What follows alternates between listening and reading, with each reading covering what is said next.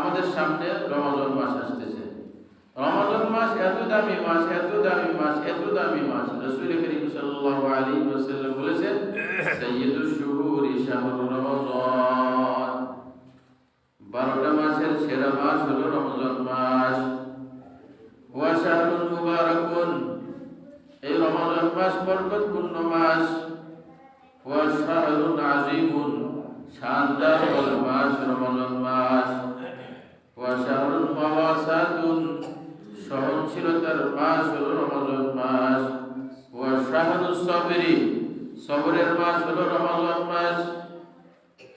এই রমজান মাস বরকতপূর্ণ, রহমতপূর্ণ, মাগফিরাতপূর্ণ, শানদারওয়ালা দামি মাস হলো, সেরা মাস হলো রমজান মাস।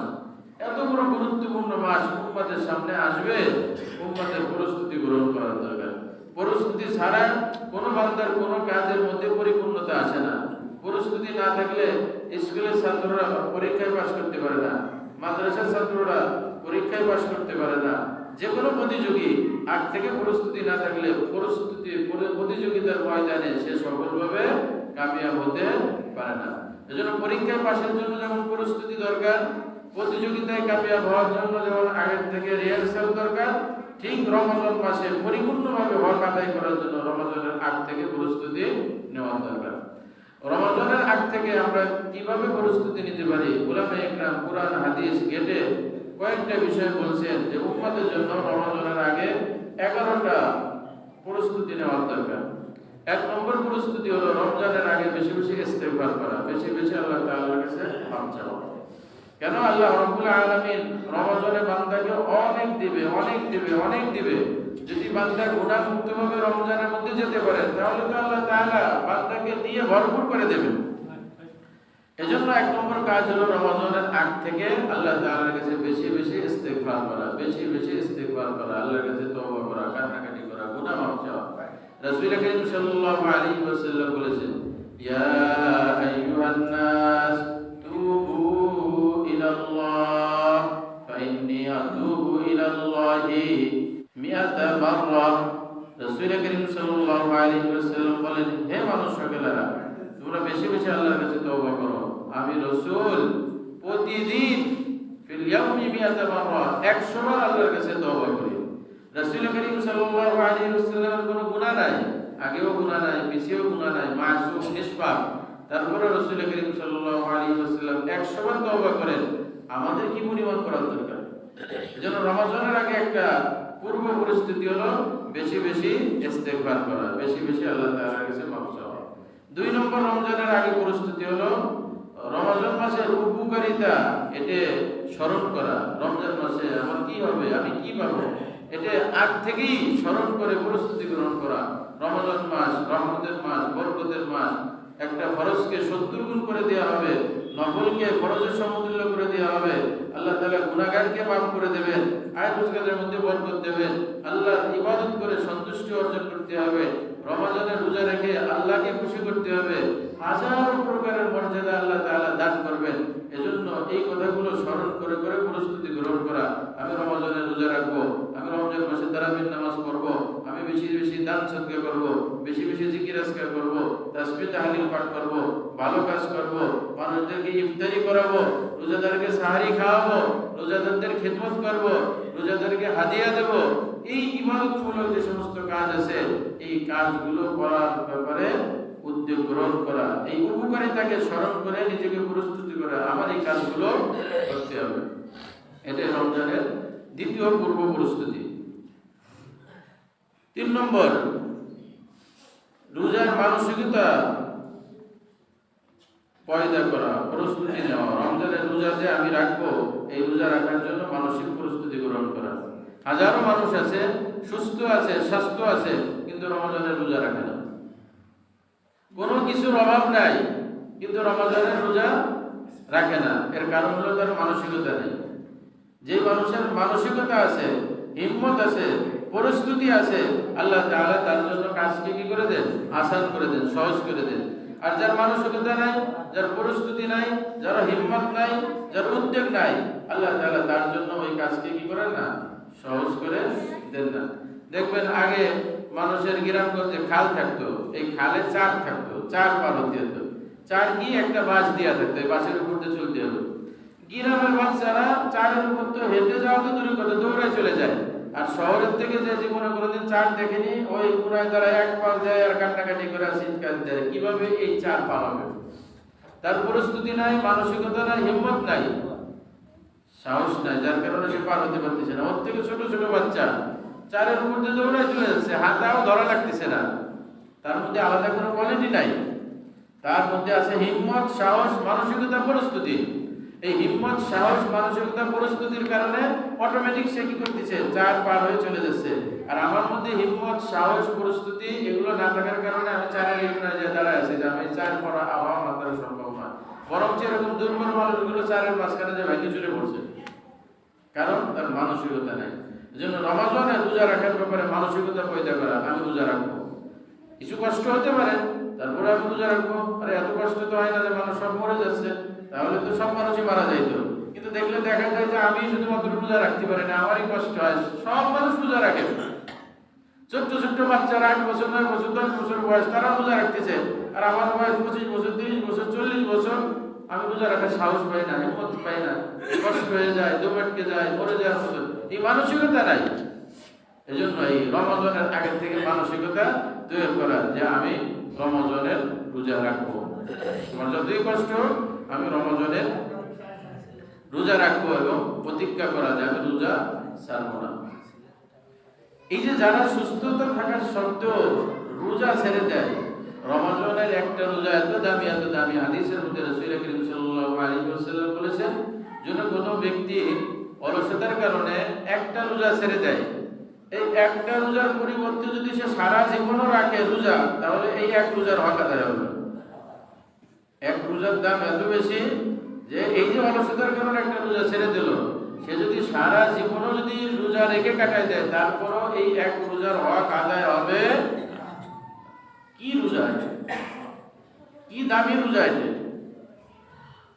রোজা ছাড়া তো দূরের কথা, হাদিসের মধ্যে আসছে রাসূল করিম সাল্লাল্লাহু আলাইহি ওয়াসাল্লাম বলেন, আমি ঘুমন্ত অবস্থায় ছিলাম, দুইজন ফেরেশতাকে আমাকে নিয়ে চলতে থাকলো।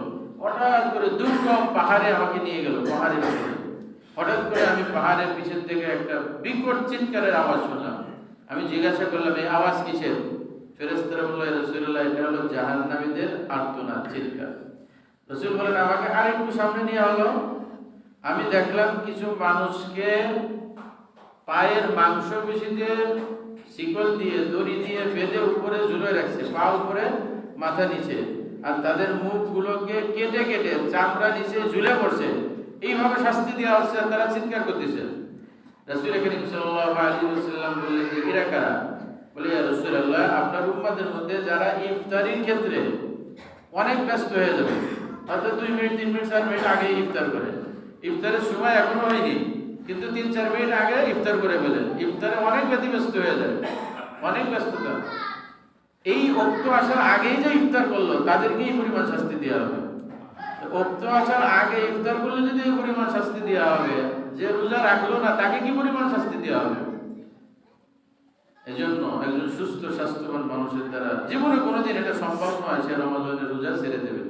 যারা রাখতে পারে না তাদের মানসিকতার অভাব। এজন্য এই রমজানের আগে থেকেই মানসিকতা তৈরি করা। যদি কোনো কারণে রোজা কাজা হয়ে থাকে, মা বোনদের রোজা কাজা হয় অনেক সময়, অথবা কোনো সুস্থ মানুষ ভুল করে সে রোজা রাখতে পারেনি, এই রমজানের আগে বিগত দিনের রোজাগুলোকে কাজা করা, বিগত দিনের রোজাগুলো কাজা করা। একই তো কাজা আদায় হয়ে গেল, 2 নম্বরে রমজান মাসে রোজা রাখার মতো তার একটা পরিস্থিতি তার হয়ে গেল। এই জন্য এটাও একটা পরিস্থিতি, যাদের জীবনে রোজা কাজা আছে, এই সময়গুলোতে আমরা কি করব? রোজা কাজা করব। এরপরে রমজানের পূর্ব প্রস্তুতি হলো যাবতীয় গুনাহ থেকে সাধারণভাবে ক্ষমা পাওয়ার চেষ্টা করা। আমার যত গুনাহ আছে এই গুনাহ থেকে সাধারণ ক্ষমা পাওয়ার চেষ্টা করা। এখন থেকে আমার মধ্যে হিংসা থাকতে পারে, গীবাত থাকতে পারে, যে সমস্ত গুনাহ রোজার পরে ইফেক্ট করে, আঘাত করে, রোজা নষ্ট করে দেয়, এই সমস্ত গুনাহ যেগুলো আমার মধ্যে আছে, চোখের গুনাহ, জবানের গুনাহ, গীবাত, শিকায়ত, পরনিন্দা, এই সমস্ত গুনাহ থেকে কি করা? আল্লাহ তাআলার কাছে ক্ষমা চাওয়া, গুনাহ থেকে বিরত থাকা, এখন থেকেই আল্লাহর কাছে এই সমস্ত বিষয় নিয়ে পানা চাওয়া, গুনাহ মাফ চাওয়া। 6 নম্বরে রোজার নিয়ম কানুন জেনে নেওয়া। যদি রোজার নিয়ম কানুন কারো জানা না থাকে তাহলে দেখা যাবে তার রোজা হচ্ছে না, কিন্তু সে নিজে জানে না। রোজা রাখার নিয়ম কানুন জানতে হবে। হাজারো রোগ বর্তমান চলতেছে। অনেক মানুষের চোখের রোগ দিতে হয়, অনেকের কানের রোগ দিতে হয়, অনেকে নাকের রোগ দিতে হয়, অনেকে ইনহেলার দিতে হয়, অনেকের রক্ত গ্রহণ করতে হয়, অনেকের রক্ত দিতে হয়, অনেকের বিভিন্ন অপারেশন করতে হয়, বিভিন্ন এক্সরে করতে হয়, এন্ডোস্কোপি করতে হয়, আলট্রাসাউন্ড করতে হয়, ব্রেনের টেস্ট করতে হয়, ইসিজি করতে হয়, হাজারো রকমের বিভিন্ন ঔষধ এবং বিভিন্ন টেস্ট, বিভিন্ন চেক আপ আমাদের করাইতে হয়। কোনটায় রোজা ভাঙে, কোনটায় ভাঙে না, এগুলো জানতে হবে। এই রোজা রাখার নিয়ম কানুন এটাও আমার জানতে হবে। ওক্ত কখন শুরু হয়, ওক্ত কখন শেষ হয়, এটা আমার জানতে হবে। এগুলো না জেনে রোজা রাখলে অনেক সময় দেখা যাবে রোজা হয়নি। আমাদের সমাজে একটা কথা আছে যে আজান পর্যন্ত সাহারি খাওয়া যায়। আগে মা বোনেরা একটা কথা ছিল যে আজান পর্যন্ত কি করা যায়, সাহারি খাওয়া যায়। যেন এখনো অনেক মানুষ খাইতে খাইতে সেহরির টাইম শেষ, মাইকে ঘোষণা হচ্ছে, বলছে তা কি এসে আজান পর্যন্ত খাওয়া যায়। একটা জিনিস বুঝতে হবে, আজান আসে ওক্ত হওয়ার পরে, আর সাহারির সময় থাকে ওক্ত আসার আগে। ফজরের ওক্ত আসার আগ পর্যন্ত হলো কি সাহারির সময়, আর আজান হয় ওক্ত আসার কি পরে। তা আমার সাহারি খাওয়ার সময় হলো ওক্ত আসার আগে, আর আজান হচ্ছে ওক্ত আসার পরে। আমি সাহারির টাইম শেষ হওয়ার পরে আজানের অপেক্ষা আমি খাইলাম, তাহলে আজান তো আসছে ওক্ত আসার পরে, আর ওক্তের মধ্যে খাইলে তো আর সাহারি খাওয়া হলো না, ওটা রোজার সময়ের মধ্যে কি হয়ে গেল, খাওয়া হয়ে গেল। তাহলে এই যে নিয়ম কানুন না জানা থাকলে অনেক সময় দেখা যায় কি রোজা নষ্ট হয়ে যায়। জন্য নিয়ম কানুন জানার চেষ্টা করে, এটা রমজানের পূর্ব প্রস্তুতি। 7 নম্বর, এখন থেকে একটা প্রস্তুতি গ্রহণ করা, সেটা হলো বিগত দিনে রমজান মাসে ইবাদত বন্দেগী ঘাটতি কোন কোন কারণে হয়েছে এটাকে খুঁজে খুঁজে বার করা। কেন আমি তারাবি পড়তে পারিনি, কেন আমি রমজানের 30টা রোজা রাখতে পারিনি, কেন আমি রোজাদারকে ইফতার করাইতে পারলাম না, কেন আমি দান সদকা বেশি করতে পারলাম না, কেন আমি ইবাদত বন্দেগী বেশি করতে পারলাম না, কেন আমার জিকির আজকার বেশি হলো না, কেন আমার কোরআন খতম হলো না, কেন আমার ঘরের মধ্যে কোনো কোরআন তেলাওয়াত নাই, কেন আমার ঘরের মধ্যে কোনো কোরআন খতমের ব্যবস্থা হয়নি। এই পুরো রমজানের মধ্যে ইবাদত বন্দেগীর মধ্যে আমার যে ত্রুটি হয়ে গেছে, এই ত্রুটিটা এই মুহূর্তেই পর্যালোচনা করা, বের করা, গত রমজানে কোন কোন কারণে আমার এই ত্রুটিগুলো হয়ে গেছে, এখন থেকে বের করে আগামী রমজানের জন্য প্রস্তুতি নেওয়া। যে এই রমজানের 30টা রোজার একটা রোজাও আমার কাজে যাবে না, এই রমজানের 30টা তারাবির একটা তারাবিও আমার মাফ হবে না, এই রমজানে এক খতম কোরআন শরীফ তারাবি থেকে শোনার থেকে আমি বঞ্চিত হব না, এই রমজান মাসে আমার ঘর কোরআনের খতম থেকে বঞ্চিত হবে না, এই রমজান আমার জবান কোরআনের খতম থেকে বঞ্চিত হবে না, এই রমজান আমার জবান কোরআন তেলাওয়াত থেকে বঞ্চিত হবে না, এই রমজান আমার কান কোরআন শোনার থেকে বঞ্চিত হবে না, এই রমজান আমার চোখ কোরআন দেখার থেকে বঞ্চিত হবে না, এই রমজান হাজার মানুষের ইফতারির থেকে আমাকে বঞ্চিত করতে পারবে না, এই রমজান দান সদকা থেকে আমাকে বিরত রাখতে পারবে না। এজন্য বিগত রমজানের ত্রুটিগুলো পর্যালোচনা করে এই রমজানের প্রস্তুতি গ্রহণ করা, এটাও রমজানের একটা প্রস্তুতি। 8 নম্বর, এই শাবান মাস শেষ হওয়ার পরে রমজান মাস আসবে, রমজান মাসের চাঁদ দেখার জন্য প্রস্তুতি গ্রহণ করা। রমজানের চাঁদ দেখা শুধুমাত্র নিজের মোবাইল, ইউটিউব, টিভি আর অনলাইনের এই ব্যবস্থা করার পরেই নিজে সন্তুষ্টি না থাকা, বরং আসমানে রমজানের চাঁদ দেখার চেষ্টা করা। রাসূল করিম সাল্লাল্লাহু আলাইহি ওয়াসাল্লাম বলেছেন, আহসু হিলালা শাবান আলি রমাদান।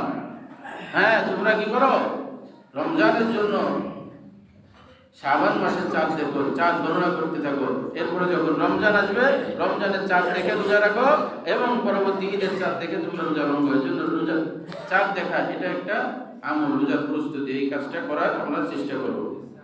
9 নম্বর, 24 ঘন্টার একটা রুটিন করব রমজানের প্রস্তুতি। 11টা মাস যেমন গেছে গেছে, রমজান মাসও তেমন যাবে না, এমন হবে না। রমজানের 24 ঘন্টার একটা রুটিন থাকতে হবে। আজকে বাচ্চা কাচ্চাদেরকে পড়াই, 24 ঘন্টার রুটিন থাকে, তার টিচারের রুটিন থাকে, তার কোচিং এর রুটিন থাকে। মা আব্বা ফজরের আগের থেকে উঠাই দেয়, এই তো রুটিন চলতেছে, এখন তোর পড়ার রুটিন, এখন তোর লেখার রুটিন, এটা হলো খাওয়ার, এটা হলো পড়া দেখার, এটা পড়াশোনার। যদি সন্তানের দুনিয়ার শিক্ষায় শিক্ষিত করার জন্য, দুনিয়ায় তাকে কামিয়াব করার জন্য যদি রুটিন নিয়ে চলতে পারি, রমজান গুরুত্বপূর্ণ একটা মাস চলতেছে, আমার জিন্দেগি 24 ঘন্টার একটা রুটিন থাকবে। আমি ঘুমাবো কয়টায়, উঠবো কয়টায়, কয় পড়া কোরআন তেলাওয়াত করবো, কি পরিমাণ জিকির আজকার করবো, কি পরিমাণ তাসবিহ তাহলিল পড়বো, কতটুকু ইবাদত বন্দেগী আমি করাবো, পুরোটা 24 ঘন্টার একটা রুটিন এখন থেকেই করার দরকার আমাদের। 10 নম্বর, বেশি বেশি আল্লাহ তাআলার কাছে দোয়া করা, বেশি বেশি আল্লাহ তাআলার কাছে কি করা, দোয়া করা। 11 নম্বর, আল্লাহর কাছে এই দোয়া করা, আল্লাহ আমার হায়াতকে আপনি রমজান পর্যন্ত পৌঁছায় দেন। এজন্য রাসূল করিম সাল্লাল্লাহু আলাইহি ওয়াসাল্লাম বলেছেন, উম্মত যখন শাবান মাস আসবে, রজব আসবে, আল্লাহর কাছে বেশি বেশি দোয়া করো, আল্লাহুম্মা বারিক লানা ফি রজব ওয়া শাবান ওয়া বাল্লিগনা রমাদান, আল্লাহুম্মা বারিক লানা ফি রজব ওয়া শাবান ওয়া বাল্লিগনা রমাদান। আল্লাহ রজব শাবানের বরকত আমাকে দান করেন এবং আমার হায়াতকে রমজান পর্যন্ত পৌঁছায় দেন। ওই দেখা যায় রমজান আর মাত্র 10 দিন 12 দিন এমন বাকি আছে রমজান আমাদের সামনে। এই একটা প্রস্তুতি, এটা হলো মুমিনের প্রস্তুতি, কিন্তু আমরাও প্রস্তুতি গ্রহণ করি ভিন্নভাবে, উল্টোভাবে। বয়ানের শুরুতে বলছিলাম যে ওই ব্যক্তি হিন্দু, সে যেমন বলছিল উল্টি সমছিলে রাম, রাম তুমি ভুল বলছো, আমি তো ঘোড়া চাইছিলাম তোমার কাছে, ঘোড়ার পরে আমি উঠবো, তুমি ঘোড়া একটা দেশো, কিন্তু সে ঘোড়া আমার কাঁধে উঠছে, উল্টো বলছো। মুসলমানরা উল্টো বোঝে, কেমনি উল্টো বোঝে? মুসলমানের ব্যবসায়ীরা রমজানের প্রস্তুতি নেয়, কিভাবে রমজানের প্রস্তুতি নেয়? এখনই গুদমজাত করা শুরু করে দিয়েছে, পেঁয়াজ গুদমজাত, গম গুদমজাত, আটা গুদমজাত, যা মুসলমানদের জরুরি যে দরকার সেগুলো আগের থেকে গুদমজাত করে রাখে, আটকায় রাখে, সেল দেয় না। রমজান মাসে ডবল দামে কি করবে? বিক্রি করবে। ব্যবসায়ীরা আছে প্রস্তুতি নাই, হ্যাঁ গুদমজাতের প্রস্তুতি রে, কিভাবে এটাকে আটকায় রাখে একটু বেশি দাম বানানো যায়, এটা ব্যবসায়ীর প্রস্তুতি। যারা মার্কেটিং এ আছে তাদের প্রস্তুতি আছে কি পরিমাণ পোশাক আদি ইত্যাদি ইত্যাদি রপ্তানি করা যায়, আমদানি করা যায়, বিক্রি করা যায়, কোটি কোটি টাকা আমি বিক্রি করে ব্যাপক লাভবান হয়ে যাব। মার্কেট আলারা আছে সেই পরিমাণ, সেই পরিস্থিতিতে মিডিয়ালারাও প্রস্তুতি আছে, তাদের প্রস্তুতি আছে ঈদকে সামনে রেখে নভেল, নাটক, সিনেমা ইত্যাদি, গান বাজনা, ইউটিউবে কি কি আছে এইগুলো করা, এই এক শ্রেণীর প্রস্তুতি আছে। মা বোনদেরও একটা প্রস্তুতি আছে, মা বোনেরা আলুর চপ, পেঁয়াজি, বাগুনি এগুলো কেমনে বানাবে সেই প্রস্তুতি আছে।